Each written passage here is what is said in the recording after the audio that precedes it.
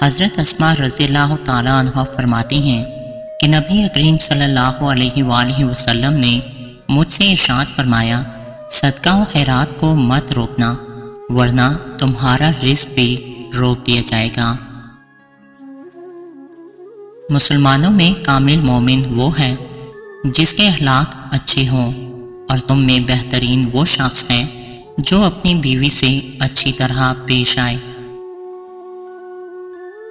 تم اپنے مسلمان بھائی سے جھگڑا مت کرو اور نہ اس سے ایسا مذاق کرو جو جھگڑے کا سبب بنے، اور نہ اس سے ایسا وعدہ کرو جس کو تم پورا نہ کر سکو۔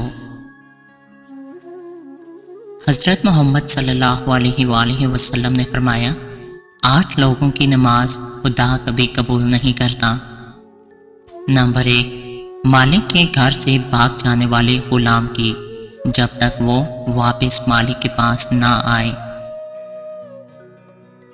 نمبر 2، نافرمان بیوی جس پر شوہر ناراض ہو۔ نمبر 3، زکوٰۃ نہ دینے والا۔ نمبر 4، بے نمازی۔ نمبر 5، بالغ لڑکی جو دوپٹے کے بغیر نماز پڑھے۔ نمبر 6، مسجد کا امام جس سے نمازی ناراض ہوں۔ نمبر 7، ذنبین۔ صحابہ نے عرض کی، یا رسول اللہ، یہ ذنبین کون ہیں؟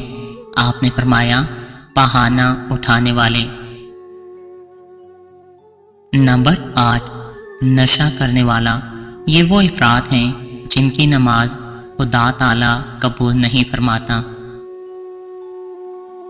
جو شخص اچھی سیرت کا مالک بنا، اللہ تعالیٰ اس کو لوگوں کی محبت کا محور بنا دے گا۔